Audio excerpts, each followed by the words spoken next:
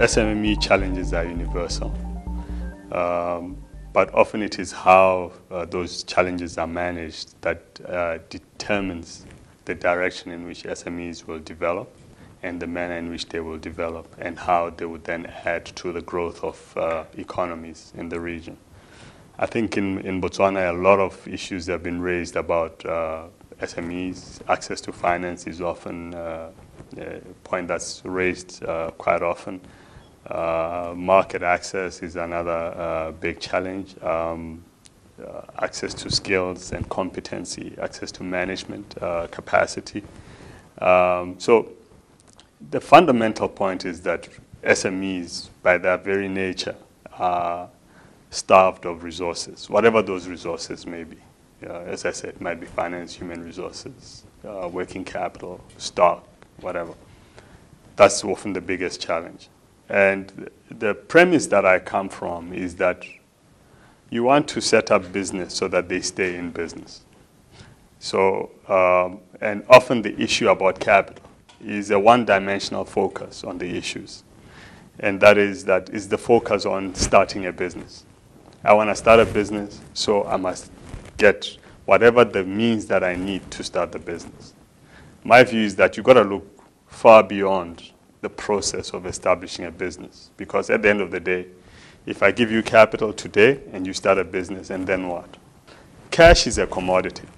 You know, it moves towards the best opportunity. So assuming that you are starting a business and it is a really good business, cash or capital will move towards it. And therefore, that's why I was saying capital is not really, relatively speaking, to all the other challenges, is not a major constraint for SMEs.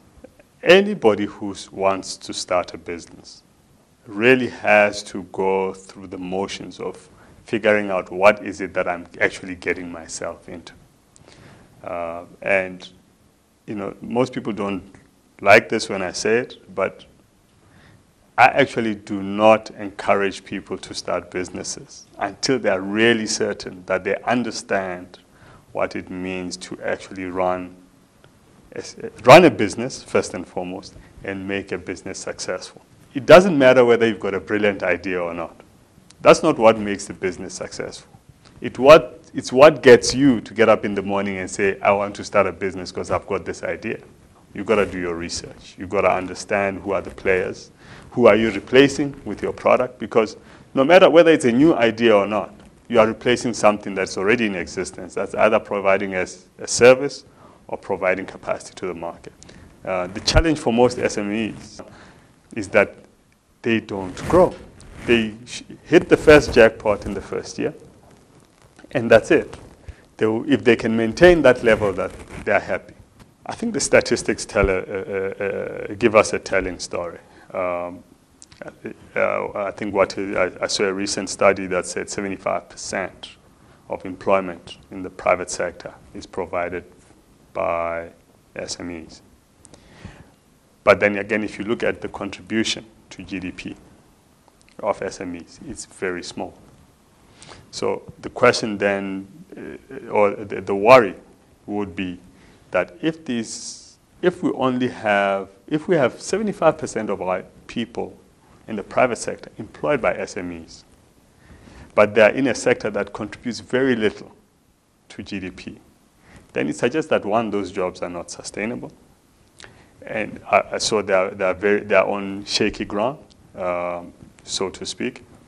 And it also suggests that should there be any turmoil in the market, for a sector that is so small, it is likely to be hit the hardest. My biggest concern and my biggest worry is market access. For me, I think that is the biggest problem for SMEs in this country. Because if you get up tomorrow and say, I want to manufacture toilet papers as an SME, the fact of the matter is the day you start manufacturing toilet papers, you've got a multinational, a company with hundreds of millions of dollars manufacturing the same product. So where does that put you as an SME? Well, first, we would think maybe the best place to go is government, because government buys a lot of toilet papers. But is that, even if you got a tender to win that, is that enough to sustain your business, pay you a market-related salary, pay your staff market-related salaries. Now, how do you bridge that gap? My view is, like we've seen in other parts of the world, countries which are very highly developed. I mean, Taiwan comes to mind. Everybody talks about Taiwan and its development of SMEs. That government had a very clear interventionist process for protecting the local market so that it could grow. And in my view, those are things we need to look at. Now, once we've decided which way we want to go, then it's easy. We either put in all the resources that we need in terms of developing capacity, putting in infrastructure. I mean, just to give you an example, and I know people say this is very pedantic. If we agree that we want to develop SMEs, and we look at Bomasiape, I think it's always better to use context. I think His Excellency talked about the need to empower those people within our office spaces and so forth so that we buy. I think it's a great idea. But you've got to go beyond that because you've got to make them accountable from a taxation standpoint. You've got to be able to say, if these guys, if I give them capacity, I must be able to tax them. The way you tax them is the way you determine whether they are growing or not. You know, one way you help them grow, the other way you see whether they are growing or not by looking at the revenues that you are determining. But to go beyond that, you've got to create infrastructure that enables them to thrive. I know in Southeast Asia, you know, you go into shopping centers. They've got food courts that are literally traditional food, those people cook the best food at the best, but they've got infrastructure. They've got electricity, they've got running water, they've got sewage, they've got, you know, so they can sit there, they've been catered for, and it's a growing sector. We could do the same more fairgrounds. We could allocate a plot, put in infrastructure, say, Womasiape, we develop very nice architectural layouts, they come and cook there.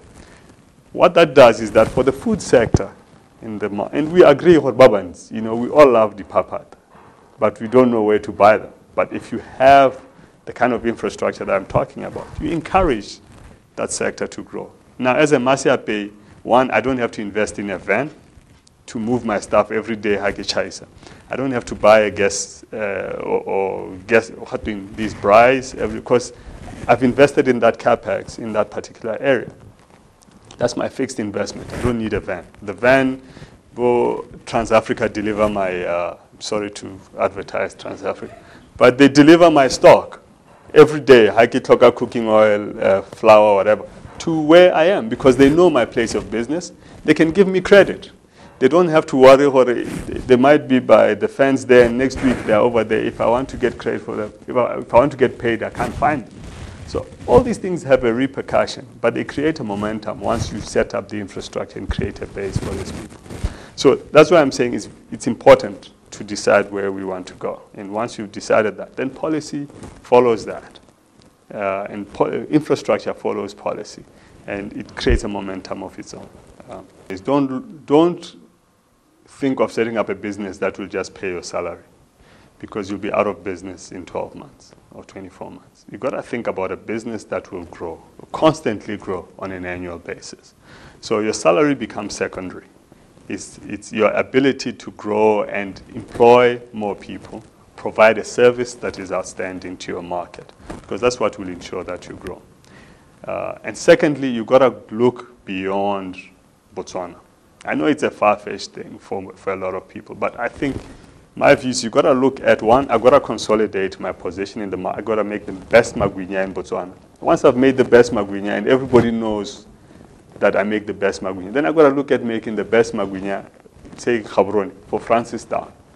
Make the best magwinya for Francistown. And then I've got to look at magwinya for Botswana. And once I've got all that, I'm relatively a big player. I can now look at magwinya in Zimbabwe. And maybe they don't eat magwinya, maybe they eat something else.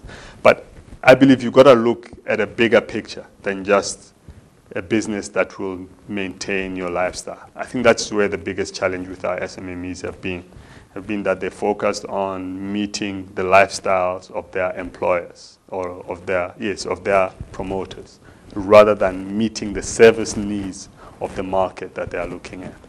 Mr. Siwawa, it has been a very insightful discussion. Thank you very much for joining us.